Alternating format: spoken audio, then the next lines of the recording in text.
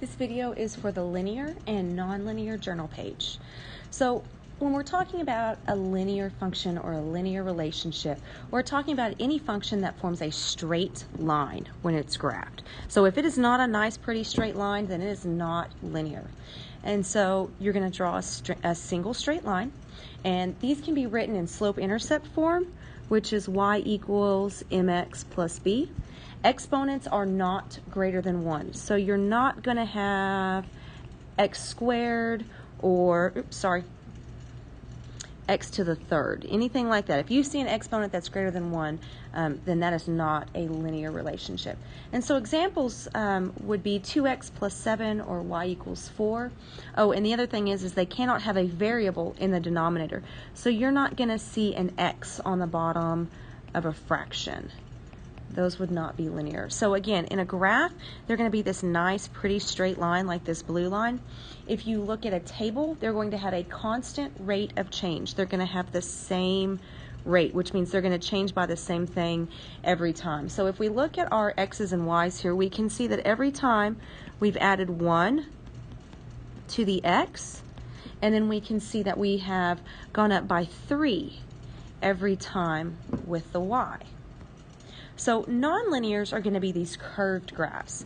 And so, for example, this one is called a parabola, and you'll deal with those more in algebra. If you look at a table, so here our x's are decreasing by 1 every time, but our y's are not increasing by the same amount. So here we're adding 16, here we're adding 10, and then here we're adding 14. So we haven't added the same amount every time.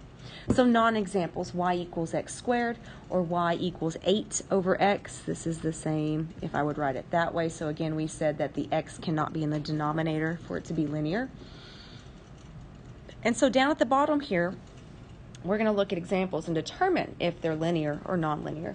So when you're given an equation, what you can do is you can graph it. So all these pictures that you see up at the top are from my calculator where I type these equations into y equals. So number 1, linear or nonlinear. So this one is linear because it is a nice, pretty straight line. Number 2, when I graphed it, is nonlinear because it curves. So this one is a curved line, so it cannot be linear. And then number 3 is also nonlinear. So again, if you graph it, it's curved. But remember, we talked about that x cannot have an exponent greater than 1. And so again, this one makes a curved line. So your best bet is probably just to graph the equation. All right, so with tables, what you're going to look at is if they have a constant rate of change. So the first table here is nonlinear because it is not constant. So there's not a constant rate of change. Again, if you go through and you look at the slope of this table, it's going to be different for different sets of data.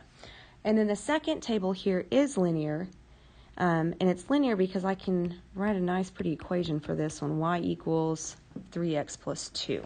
And so that is it for this set of notes. You do have an additional note page. This has just got some more tips on it.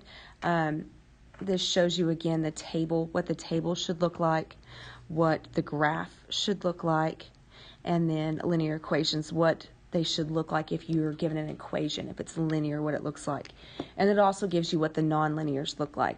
So it shows you the table again, that the y's don't change by the same amount each time. It shows you that the graph is not a line, it's got a curve. And then again, the equations, so we've got x squared, and then we have x as the exponent. So those are all nonlinear equations.